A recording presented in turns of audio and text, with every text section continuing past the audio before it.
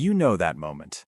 The house settles into quiet, no notifications, no glowing screens pulling at you, and instead of relief, a lone restlessness stirs. Your mind waits for the next thing that never arrives. If you grew up in the 1970s, this feeling is strangely familiar. It carries the echo of endless summer afternoons, bike rides until the streetlights flickered on, hours alone with nothing but your thoughts and whatever was in the garage. Yet today it feels off. Why does silence both comfort and unsettle you? Why do you still solve problems the long, hands-on way while the world reaches for a nap? There is a reason, and it lives quietly inside you. Stay with the feeling. What your childhood wired into your brain may be rarer than you know. Let me show you what that life actually felt like. Mornings began without a soundtrack. You stood at the bus stop in the cold, no one there to entertain you. You just waited, thinking. Now that same pause feels wasteful.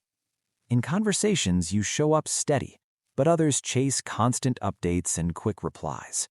You crave one deep exchange a month over the shallow stream every hour. Decisions take time. You weigh the real cost, not the fast hit of just do it. This pattern touches everything.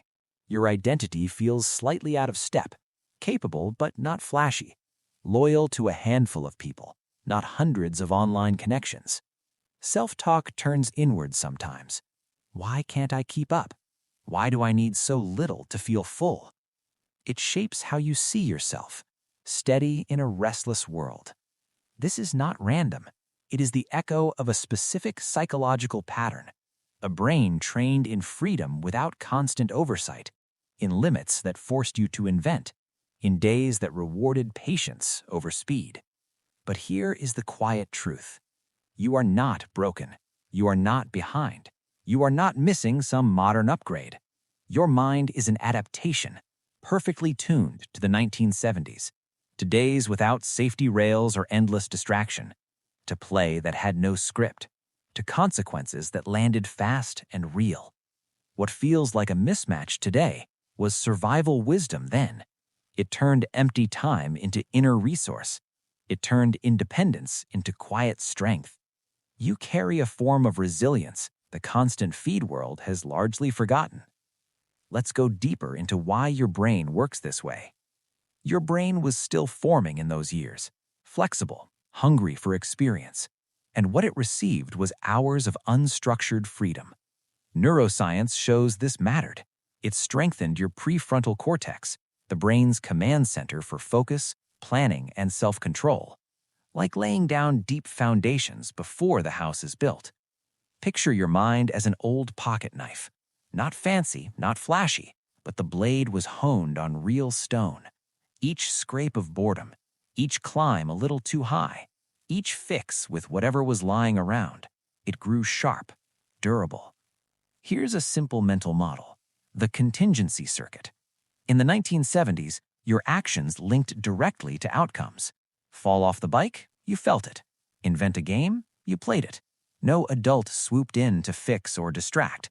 Your brain learned the loop: choose, act, adjust, own. This wired prediction, ownership, calm under uncertainty. The result? A mind that thrives in silence, that creates from nothing, that does not panic when the signal drops. In today's world of endless buffers and distractions, that circuit still runs. It just feels lonely sometimes. The good news is, you can protect and even strengthen what is already there. Here are 4 principles, each one rooted in how your actual brain works. First, invite boredom on purpose. Do this: block 10 to 20 minutes every day with nothing. Sit, walk, stare at the ceiling. No input. Why it works? Boredom quietly activates the default mode network, the brain's backstage where distant ideas connect. Cognitive science shows this network is the source of your best creative insights and emotional clarity. It's the same space your mind wandered in as a child. Real-life example? You're stuck in traffic. Leave the phone in your pocket. Let your thoughts drift. Watch how an old memory surfaces, or a gentle solution to that lingering family issue appears unprompted. It feels like childhood again. Second, pick one self-directed fix each week. Do this. Choose a small, real-world problem, a leaky faucet, tangled wires, a recipe from scratch. Solve it without searching online or buying a replacement. Why it works? It reactivates your executive function pathways. Behavioral psychology shows these mastery experiences build self-efficacy, the quiet belief that you can figure things out. Your contingency circuit lights up again. Real-life example? The kitchen drawer that sticks. You don't order new slides. You sand it, oil it, test it. The small win echoes those backyard inventions you made from scraps. Pride without applause. Third, guard your attention islands. Do this. Create one focused ritual each day. A chapter in a real book. A walk with no headphones. A conversation with full eyes and ears. Why it works? Your childhood trained sustained attention networks. Modern pings fragment them. Neuroscience of attention shows single focus activity rebuilds those pathways and cuts mental exhaustion. Real-life example? Evening with a friend or family member. Phone in another room. You listen without planning your reply. The connection deepens, the way neighborhood talks once did over backyard fences. Fourth, use your built-in realism wisely. Do this. When change arrives, first name the probable bumps, then the possible upsides. Why it works? Your era gave you balanced expectations.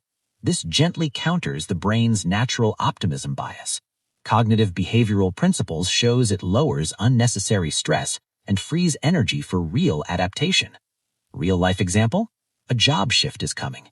You note, the first weeks will probably be chaotic. The learning curve will be steep. No panic, no false hype. You prepare steadily. Your adaptability carries you through. All of this fits into one simple mental model you can carry with you. See your mind as an analog compass, not a GPS that needs satellites and constant updates. It has its own quiet magnetic pull, steady, internal, tested by real wins. The 1970s gave you the calibration, unstructured time, direct feedback, space to wander. In the noise of now, it still points true. You just have to pause and let it. So the next time the restlessness rises, don't fight it. Lean in. It's not a defect. It's the old wiring reminding you who you are. You possess traits that run deeper than trends. The ability to sit with nothing and find something, to build from scraps, to stay when others scatter. In a hurried world, your quiet knowing is a gift. Carry it gently. It doesn't shout. It simply endures. And in the end, that is more than enough.